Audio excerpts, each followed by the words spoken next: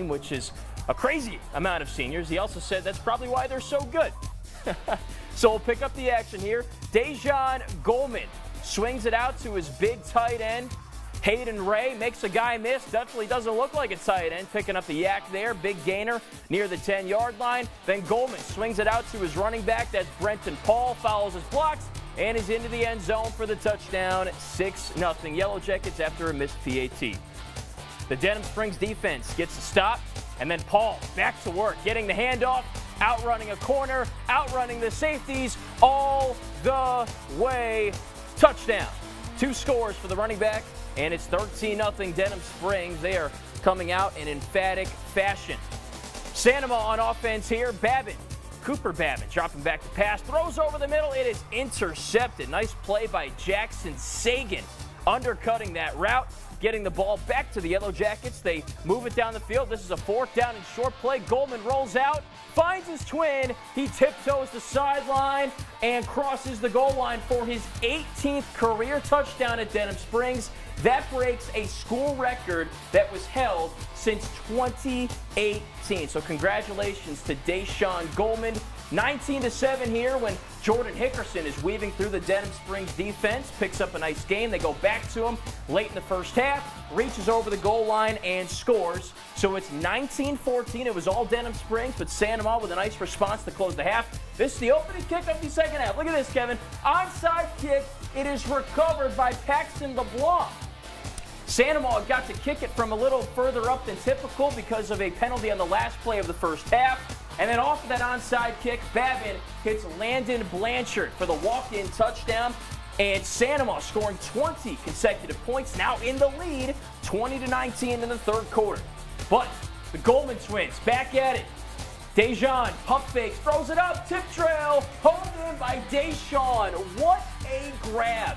19 career touchdowns as a Yellow Jacket and counting, continuing to add to his new school record. But Babin and the Gator offense always have an answer. Spiral deep to Riley Rizzuto. Falls over the goal line for the score. Blocked PAT, so the game is tied 26-all. 4th down. And the Yellow Jackets have been clutch all evening. Goldman swings it out to Paul in the flat catch and run. He picks up the first down and then some. Down near the 10-yard line. And Paul gets it again, cuts right, and he is over the white line. There's the signal. Touchdown. Denham Springs in front at that point. The lead was 33-26. Their defense will get a stop. Goldman back to work. Deep ball. That is reeled in by Trey Seals. He got injured there, but he would get up under his own power and celebrate the touchdown. A little bit of an adrenaline boost.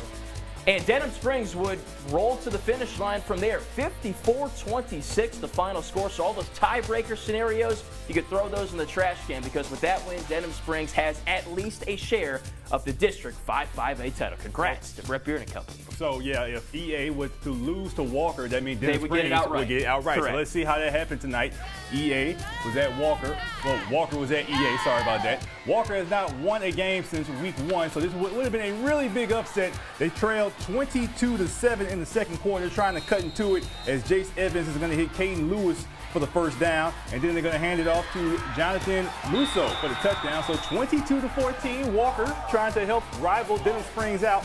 But then in the third quarter, East Ascension back at it. Jason Blackburn get the handoff, breaks off down the left sideline for a big first down run. Almost a touchdown, but that sets up the offense really well, and that's going to lead to a handoff to Jaden Urson. Getting to the outside for the touchdown. The PAT was missed. 28-14 as EA increases their lead. So Walker, they're trying to get back into it. Evans looking for somebody, can't.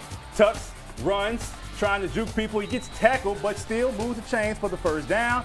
And then here comes the running back who wears 96. Jaden Wilson gets the handoff, finds the crease, and he is gone for the touchdown. The PAT was blocked. So 28-20, still a one-score game. So move ahead to the fourth quarter.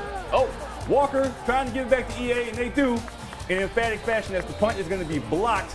And EA's offense already in great field position, and that leads to Jeremiah Merriweather getting the pass just short of the end zone, and that's going to lead to the big fella, Jamarius McCarthy. No, I think that's Martinez. Martinez? I think that's Bryson Martinez. Excuse me. I think that was the big guy. Let's see. Okay, I think so. that's okay. It's hard to then. see the numbers. That's why you're here. He's 35-20 at that point. Walker couldn't get anything going as Rashad London is shy of the first down. That's going to end it. So EA goes on to win 35-20. So EA and Denham Springs each get a share of District 5-5A. Yeah. So how about that, man? Which is interesting. They don't factor in the head-to-head. EA did beat Denham Springs. In any case, they'll both be in the playoffs, and I'm very excited to see that. So, Still two set great up well. teams there. Still set up well. All right, let's remain in that district. Go back to last night. Dutchtown and Live Oak pick it up late in the second quarter. Live Oak already up 13-10. Caden Jones is going to drop back and air one out down the right sideline, and somehow his receiver, Calvin Urson, comes up with the catch. Nice right there. The Eagles would convert the two-point conversion to go up 21-10. Oh, man. Oh, not the flag for unsportsmanlike conduct. Come on, refs. Come on, man. They Gotta just have having some fun. It's week 10, right? Come on. Yeah. A few scores later, mid-third quarter, Live Oak gets back into the end zone. That's Braden Felton, and that makes it 35-17. So a few more scores later, Dutchtown, they can strike fast too. Their quarterback, Owen Fletcher, was injured, so he's out. This is Clay Walker-Vice, Ian. He's going to find his brother, Derek Walker-Vice, for the first down. And the next play is going to be Carter Heaton. Gets the handoff up the middle for the touchdown. So Dutchtown cuts the lead to 10. Now late in the fourth quarter, Live Oak up 49-39, but Dutchtown with the ball. Walker-Vice drops back and finds, guess who? His brother, again, for the first down. They're going to have some conversations on the ride home. I guess they had that a little bit. Just like the backyard, you know? This time it's Heaton again for the touchdown. That made it 49-46. Live Oak still in front. Next possession, Live Oak going to try to increase their lead again. Jones is going to find one of their biggest playmakers, Cash Money Davis, who shares the tackle, and he is going down the sideline for the touchdown, 56-46. Dutchtown now needs to respond after they give Cash his daps, there you go. All the handshakes, all that good stuff. He's set a couple school records this season. He's had a great year. And he'll be back for another year next year. His name always comes up in these highlights. Dutchtown trying to get something going again. Brother to brother, again. Walker-Vice at the 5-yard line. And this time, the quarterback brother, Clay, is going to call his own number after looking for somebody, getting into the end zone for the touchdown. But Live Oak will still hold on and go on to win 56-53. So, Dutchtown looks like they're going to be a playoff team. Live Oak, they might miss out. Well, I was chatting with some guys at the Denham Springs Sandomal game beforehand. I think they said Dutchtown was like 28th in the rankings, which is the last cutoff, spot, right? Yeah. So we'll see. It's going to be an interesting night. A lot of teams looking at those rankings, hoping to slide up, slide down, even just get in. All right. We're just getting started on Sportsline Friday night. We're back after this.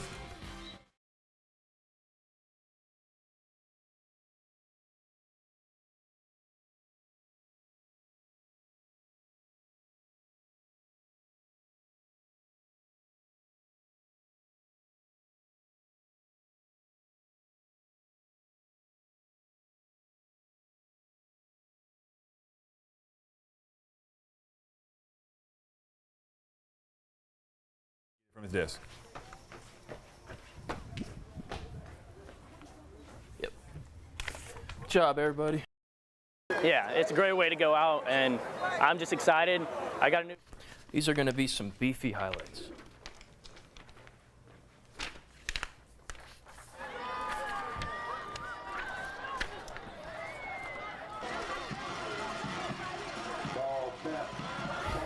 What are we doing?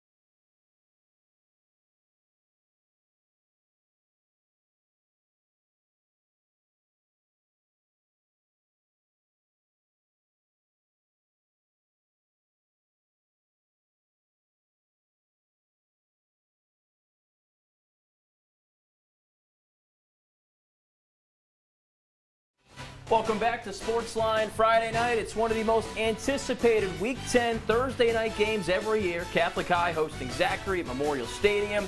There were 128 points scored in this game last year. Would this year's rendition be another thriller? That's a great start there. Christian Brooks, the one-hand stab. The drive there would eventually stall for Zachary. Harrison Kader would block the punt, and then 2 plays later, Baylor Graves keeping, cutting, and scoring. Catholic High takes an early 7-0 lead. The Broncos offense back to work after that. They would string together a few first downs, but a third down run stuffed by Blaine Bradford, the senior, making a ferocious hit off the edge to stunt the drive. Here's the ensuing field goal. Doink off the upright. So Zachary comes up empty. Had plenty of leg, just not quite the accuracy there. Bears on the move nearing the end of the first quarter. Turner Goldsmith dropping a dime to Dyer Chambers for a first down. Moving to the second quarter, same drive. Graves back in the game and back to creating touchdowns. He steps up in the pocket and rifles to Jude Chamberlain for 6. Catholic High up 14-0. Next drive, Zachary faced with a third down and 3. The outcome much better this time around. Tylik Lewis bursting to the second level, running through a tackle, sprinting to the end zone, and it's 14-7. Catholic still in front 2 minutes into the second quarter. The Zachary defense with a stop. The offense with a chance to tie the game, but Michael Kirby is intercepted by Blaine Bradford, the Ohio State commit. Tapping his feet inbounds, get the ball to the offense. And then on that next drive, this is a fourth down run by Jaden Miles. He hits the edge and scores 21-7. Catholic in front 4 minutes before the half. Got some excellent blocks there from his teammates. Now, runs are the difference makers in basketball games, also in football. Kirby strip sacked by Jaden Vessel, and it winds up in the hands of John Russell DeMoss, who scoops it up and scores it. A 14-0 burst there for Catholic High has them in front 28-7. Next Zachary drive, still time for a response. Kirby was taken out of the game, so this is Willie Johnson, a quarterback, and he is intercepted by, guess who? John Russell DeMoss, the senior linebacker, having himself quite a game on senior night. He battled several injuries throughout the course of his career, and he's putting it all together as his senior season winds to a close. Catholic High not shifting into cruise control in the second half. First play of the third quarter, Miles off and running for a huge gain down the sideline. A few plays later, it's 4th and 7. Hudson Ford keeps the offense on the field. Graves finds his running back in the flat. That's Justin Baptiste. Pushed down at the 1-yard line. And then 2 plays later, Miles just strolls in easily. Catholic High with a dominant effort in this one, 41-7 on senior night, and they clinch the District 4-5A title. Yeah, it's a great way to go out, and I'm just excited.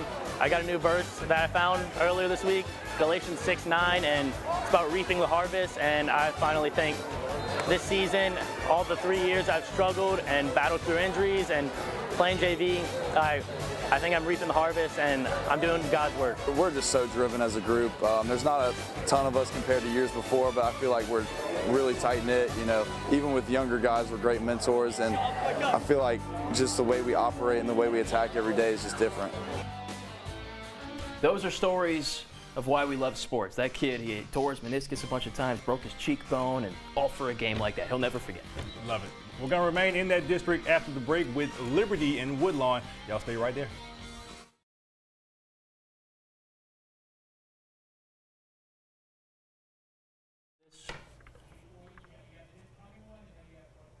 Okay. So maybe in that one we go, yes. You got the sheet for that? Do we have the shot sheet for that?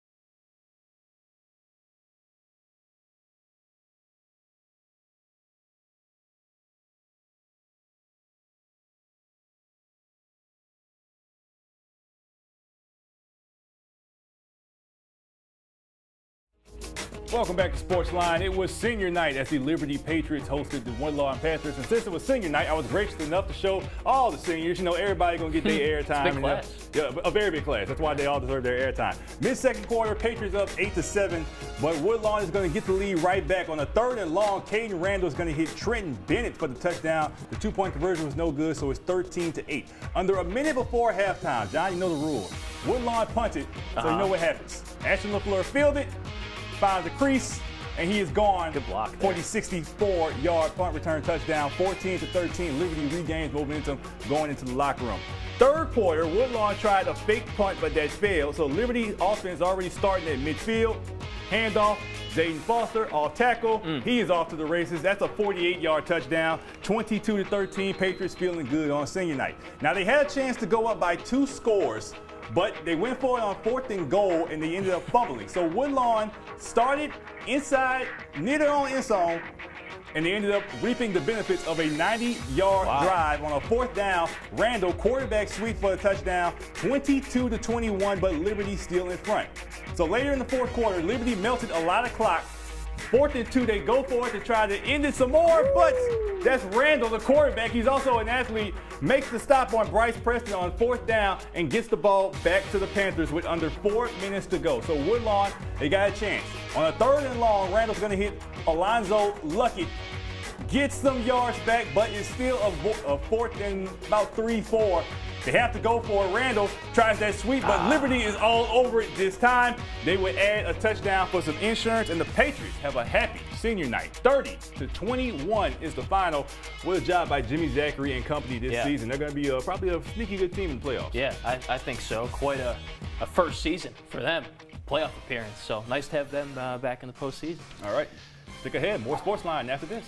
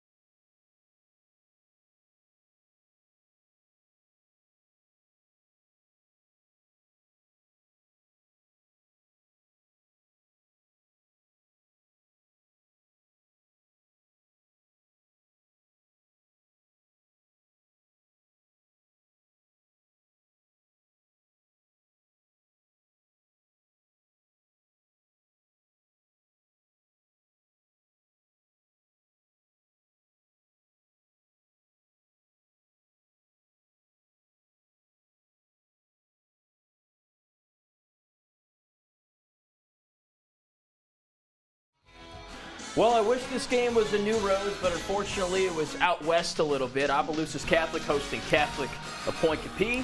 20-7, Hornets in front in the 2nd quarter. The defense with a stop there on 3rd down forces an Opelousas Catholic punt. Jude Morrison, the offense operating. Scrambling around backyard football style as he often does, and he finds an open receiver, DeMichael Hart. Just a freshman, one of the very young up-and-comers in this program, run by Jacob Caruth. That was a 26-yard pitch and catch for a first down. Here's Micah Nipple, who carried the ball 25 times for about 200 yards last week in a win. He scoots forward for a first down. And then here's the capper of the drive, Morrison. Back to Hart, but this time it is for a touchdown. 23-yard connection pads the Hornets' lead to 28-7 after a successful two-point conversion. And Catholic High of Point Capee goes on the road and gets the win here, 45-14. That was the two-point conversion there. Good get back for Coach Caruth and company. I saw OC come and handle business in New Roads last year, so they end the regular season in a good way, and that sets them up pretty well to maybe get a bye, host a playoff game. Yes, sir. All right, a lot more games to get to, a lot more highlights, but we're going to switch over to WBXH. There's the list where you can find us, and you can also watch us online, WAFB Plus and YouTube. For John Eads, I'm Kevin Baptiste. Get on WBXH because we ain't done yet. Please. You'd be happy.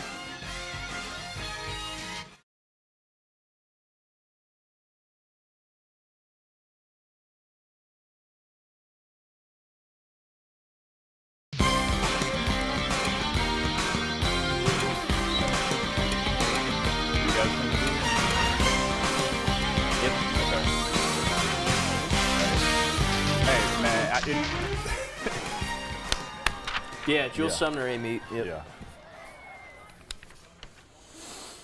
Yes. That's fine. Yeah. The Rolex wears. Everybody want to see Elijah Haven. Everybody want to see the Rolex. That too. Well, I called them the Rolex wearing. You know, I said that's what I called. He accused them of a scandal. Kevin, back at it.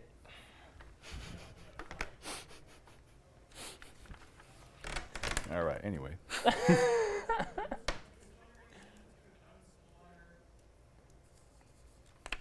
Discuss.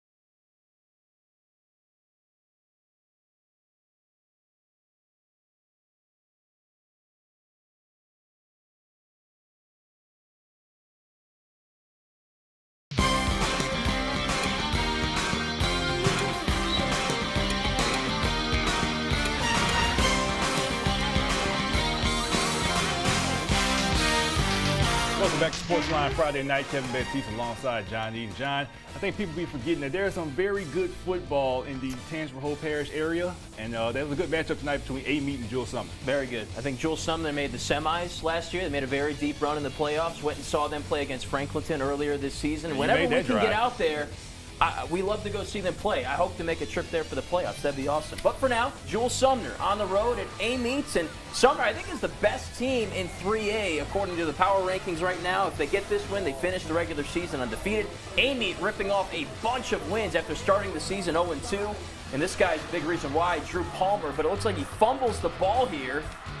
And Brennan Brumfield would get a hold of it, run it back the other way, and almost score. Nice hustle play by 16 there to drop him short of the goal line, but delays the inevitable. Elijah Nealon, their very good quarterback, muscles it in, so 7-0 Sumner. Same score. Palmer trying to make something happen. Tried to find Trez Richardson. He bobbled the ball. The Cowboys defense took him down. That was on third down, so Amite's got a punt. The Cowboys offense back with it. Nealon on the move, launching a pass to Jakari Brown. He gets behind the defense and strides in for the touchdown. And Sumner's up 14-0. Amite's offense needs to make something happen, but unfortunately, it's another mistake. Kellen Miller with the interception. Nice return. Cowboys have it in plus territory. And their running back here, Brown, cuts it outside. and pushed out of bounds around the 5-yard line. So first and goal for the Cowboys, and that leads to a Jamon Dyson touchdown run. And Jules Sumner would go on to win this game 21-7. They finished the regular season 10-0, and I bet they'll be the top seed in that bracket in 3A when it comes out. Them and that tight wing T running offense. Hey, man. Always a joy to go shoot. It's timeless. It does work. All right, let's come back closer to home. Dunham, they were at Slaughter in the District 8-2A contest. Dunham just already had the district locked up, but still got to finish the season. And that they did, as Elijah Haven is going to hit Tyler Sotow for the touchdown to put Dunham on the board for first 7-0. Their offense is going to get the ball back on the 1st and 10. Haven rolls to his right, makes a man miss, and no one's going to tackle him. I mean, it's like mini Cam Newton watching him go to work. Touchdown made it 14-0. And then Slaughter, they're going to show some life here as Haven drops back. Okay, well, they're not going to show some life. All right, I guess the shot sheet was wrong. Haven's going to hit Jarvis Washington for the touchdown.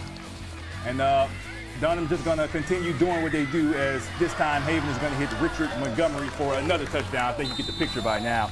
49-14, the final in this one, but still, Slaughter finishes the year 7-3. They should be hosting a playoff game, and Dunham, they definitely will be hosting a playoff game. No doubt. All right. Nice to have the Knights in the playoffs. That's going to be fun to see them. They've had a great season under Patrick Clarkston there. Absolutely. All right, Central, they were hosting Scotlandville. The Wildcats were already up 15-0 in the second quarter, but Scotlandville gets right back in it as Max Gassiot is picked off by Brendan Perkins for the pick six and made it 15-7.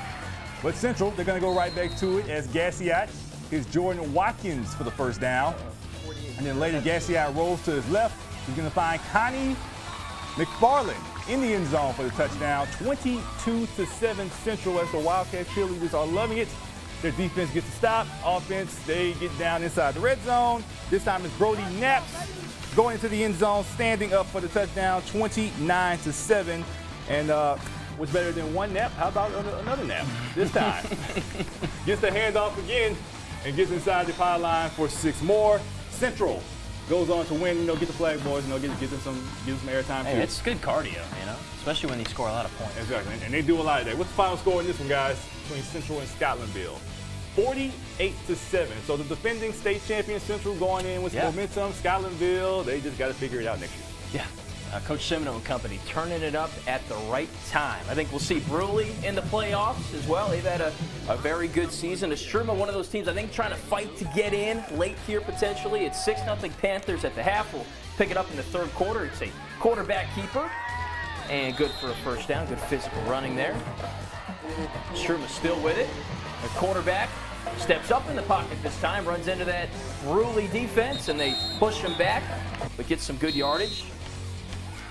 This is Vincent Davis, I believe, on the reception there, past the sticks. And a little bit of game tackling, but not before a first down. Now the Indians offense taking a shot. Pass completed. The receiver took some punishment there, but did move the sticks. Now the Indians facing a fourth down. Riley Johnson with the emphatic pass breakup there on the goal line. Still 6-0, very defensive game. Last chance for the Indians. Deep pass, intercepted. It's Johnson again, returning it down the sideline, maybe looking to add a little bit of insurance. Nothing wrong with that. Oh. Can he get there? Not quite. But how about Rylan Johnson making a couple game-changing plays there to seal it for Bruley. Final score, 6-0. Believe it. If anyone is built for a grit and grind game, it's the Bruley Panthers. And their only loss this year was to Plaquemine at home in a game where they turned it over in the red zone, I think 2 or 3 times. So, very, very good team. They could easily be 10-0 if a couple things shake differently there. Yeah. Their defense is going to keep them in a lot of playoff games or whatever. Yes. See if they can get them a win. All right, more Sportsline after the break.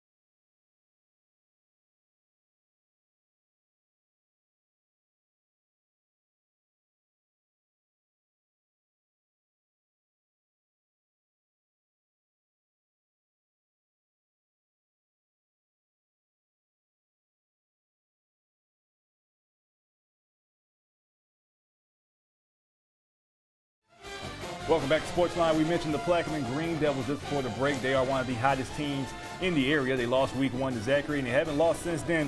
Last night they were hosting Broadmoor.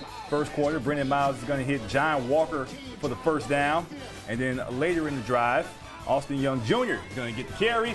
Ooh, nice stiff arm. That's like a Derrick Henry type thing right there. Gets out of the end zone for 6, and they would go for the 2-point conversion and get it. So 8-0 Plaquemine, just like that. Broadmoor trying to respond. Brandon Thomas looking, rolling out, and he is taken down by a host of Plaquemine Green Devils for the sack.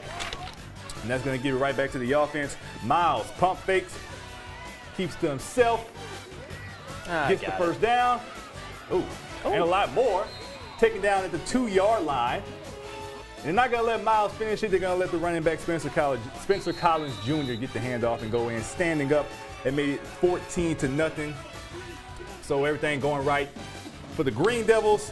Second quarter now, Broadmoor still struggling even on special teams as the snap just goes way back. It's not a touchdown, but it is recovered near the end zone to set up the offense, and that will lead to a touchdown for Austin Young Jr., who gets in there, and that made it 20-0. Plaquemine just way too easy in this one. Let's look at the final score. And that Green guy. He's at every game. Talking all the big talk. 52-0 for the Green Devils. They're going to go in there really high in playoffs. For sure. Should be a high seed. Be really cool if we saw Plaquemine brewing in the playoffs. Absolutely. Very cool. All right, we got U-High and Port Allen here. The Cubs beating Madison Prep last week to clinch the district title, finishing out the regular season against the Pelicans. Talamisi Albert, big linebacker, with stop there. Tyler Payne rolling out, looking for a receiver. Emmanuel Moses, little brother of Dylan and Keelan, with the interception and good return. He's only a sophomore, if I'm not mistaken. He's got a lot of years left in his high school career. Ethan McGlynn in the offense taking over. Short check down to Charlie Pettit for the walk-in score. 7-0 Cubs. And then McGlynn back to work, rolling out left. Cade Minshew open underneath. Catch and run, and just dragged down short of the goal line near the 2. But then Lawson Dixon, Southeastern commit. He's a wide receiver, but taking the handoff there, as he's done a little bit here late in the season. He gets over the goal line for the score. 14-0 Cubs at that point. Final score 42-6. U-High ends the regular season 8-2. They should also be a high seed and back in the playoffs after missing out last year. If any team has it on their mind going to the playoffs, it's them. Should be. That's what happened last year. And we got Ascension Christian hosting North Iberville. Cheerleaders fired up, and their Lions playing well in this game. Javante Thomas with the pass to Clarence Walls. That was for a first down. We might have the names mixed up here. I don't know if that was actually him or not, but Aiden Malasaw here, younger brother of BJ, with the touchdown. So it's 6-0 North Iberville after that scoring connection. And then Thomas will flip it out to Jeremy Favorites. Very wild pitch right there. Yeah, right. Hey, it worked. It worked. And he got inside the pylon there for the 2-point conversion. 8-0 North Iberville at that point. And the Bears deal with a lot of injuries right now. Ascension Christian goes on to win this game 25-24. And we unfortunately weren't there for any of their highlights, but they did go on to win this game. They finished 6-4, should be good enough to get into the playoffs. North Iberville, I was talking to their defensive coordinator when I saw him Thursday night at the Catholic High game. A lot of injuries right now. Guys dealing with meniscus injuries and things like that, so they're hoping to maybe get more healthy as they enter the postseason. I mean, tough loss there. They'll definitely host the playoff game. And with that loss, I mean, they gave Ascension Catholic the district outright without even having to win this game. Well, there you go. So, I mean, they took on East Iberville. Tonight, it was senior night for the Bulldogs. That was Trevin Simon, one of the seniors on this team. And Simon wasted no time making his impact felt on this senior night. He goes in for the easy touchdown to make it 7-0. And then on the ensuing kickoff, you know the rule. Either one or two things happen. Big play. Let me take a guess. Something. I don't think this is a big play. Bad play for the offense. It just starts off bad. No one picks up the ball. That allows Ascension Catholic to jump on it. Offense goes right back on the field. So it's right back to work for Greg Fernandez and this offense. He's going to drop back, go over the middle to Harrison LaBeouf. That's for the touchdown. Might be. I think it is. Oh, a little dance right there. 14-0. Ascension Catholic will go on to win 54-16 to cap off an 82 district title regular season. That will be another high-seeded team in the playoffs. And they made it to the semis last year, and it was Taylor James's birthday recently. He's done a great job in his first year. New coaches for the Bulldogs, they just keep on churning out big seasons. Good stuff, man. More Sportsline after this.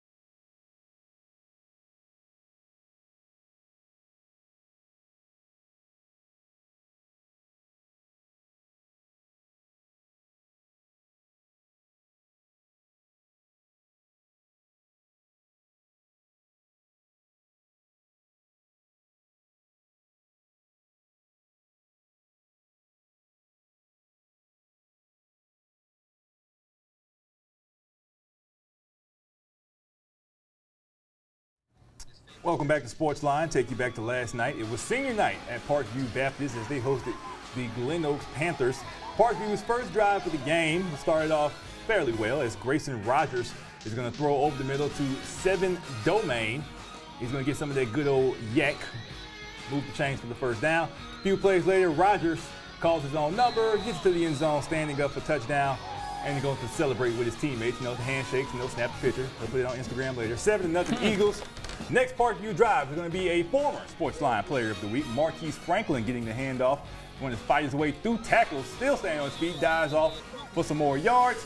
Later in the drive, stick with what works. Franklin is going to run through the middle, and this time getting to the end zone for the touchdown to make it 14-0. And in the second quarter, the Eagles do not take their foot off the gas, as this time it's going to be 7 Domain taking a direct snap and running in for another score. Parkview with no trouble in this one, 49-22. They should be another of those teeter playoff teams. Yeah, I think so. We got to get my guy 7 in the number 7 uniform. Yeah. He's wearing number 6. We'll work on that with Coach Devin Ducote there. All right, McKinley on the road at St. Michael. We'll pick it up in the second quarter, late stages of it. The Warriors up 31-0. Here we go, Kevin. Boogie! Boogie! Deep ball. Jack Boyles comes down with it. Warriors up 38-0 going into halftime. A little Hail Mary there, full of grace. And it worked out. That's not how it goes. That did not. Start of the third quarter, that was a third down. Caleb Brown taken down by Champ Williams, making a champion-level play there. A few plays later, Brown throwing over the middle. It is intercepted by Joseph Bourgeois, and he could go all the way. Shout out Chris Brown. Yeah, right. 85 yards on the pick six. St. Michael up 45-0 at that point, and they would go on to win this game 52-0. Shutout fashion for Coach Zachary Leger and company. They finished 7-3. They had a very solid season and a playoff appearance to boot. St. John at White Castle. Senior night for the Bulldogs, hoping to get their first win of the season here. It's 15-6 for Brian Troxclair and company. St. John in front, the Eagles with the ball. Tyler Edwards calling his own number, and there's a reason why he wears number 1. It's for plays like that. Big gainer there. Sets up St. John. They would cap off what was a 5-minute drive with a Nathan Burley touchdown run, so it's 22-6 Eagles. The Bulldogs with a chance to respond here with their quarterback, Javon Woods. He drops back, looking, throws it deep, but it's intercepted. Patrick Boucher, looking like Bobby Boucher, with a great play there. Nice return, gives it back to Edwards and the Eagles offense. Ahmad Wilson, one of their, I guess they're called slot backs, tailbacks. You know, they run that wing tee. I'm not sure what the correct jargon is for it. I do know he's a touchdown creator, and that's exactly what he does here. Running, getting away from the defense. 35-6 is the final score. St. John 7-3. I think that's the most wins they've had in a little over 10 years. Like, they had their first 6-win season last week, I think, since about 2011. Now they got 7 wins. Kevin, great season nonetheless. Hey, Brian Troxler said he's trying to bring it back to those old St. John days. He's working on it. Yes, indeed. All right, Baker, they were hosting Bel Air tonight. First quarter, Baker, Steve Claiborne. His pass is going to be intercepted by Christopher Vick Jr. So that sets up Bel Air's offense. Few plays later in the drive, Keontre Brothers hands it off to Brandon Watson. He gets into the end zone for 6. That ends the first quarter. So second quarter now, Baker trying to respond. Claiborne, throw, and once again his pass is picked off by Christopher Vick Jr. So how about usually I know Vick as a quarterback, but this Vick is a ball hawk. I like that. And then Bel Air's offense back at it again. Watson gets the handoff and makes a nice run down the sideline, brought down by Mordecai Singleton with the tackle. But Bel Air still ends up getting into the end zone as Watson scores. They made it 14-0, and then their defense continues to hunt as Claiborne's going to be taken down, and he actually fumbles, so Ja'Cory Freeman jumps on it. And Bel Air goes on to win 30-7. Now, I think that's like their 4th straight win, if I'm not mistaken. So, yeah, pretty good for Bel Air. Larry Batavia getting it done. All right, Episcopal, they hosted Capital, also senior night. And another deep group of seniors like the Pose guys. That one will also be on Instagram later tonight. Opening drive, quarterback Zach Hughes is going to hand to Taj Callahan. He cuts up the field for the touchdown, 7-0 Knights. And then after their defense gets a stop, offense back at it. Pittsburgh, they got all these running backs for this offense they run. This time it's Jackson Young getting the handoff. He makes a few guys miss and moves the chains for the first down. And then Hughes is going to hand off again to a linebacker, Oliver Grigsby, number 58. All right, how about that? Touchdown, 14-0. Why not? Why not on this senior night? And then after a capital fumble, the Pittsburgh takes over again in line territory. And, this time they're not going to run. He was going to show off that arm. He's going to find Jeremy Mitchell for the touchdown. 21-0 Knights. It looks like they have no problems in this one. 48-0. Their offense, they've been scoring a lot, even though the defense has been struggling. Yeah, so put it all together right now. The real season starts next week. Kevin, let's go, baby. Playoffs for Johnny's, Kevin Baptiste. We're done.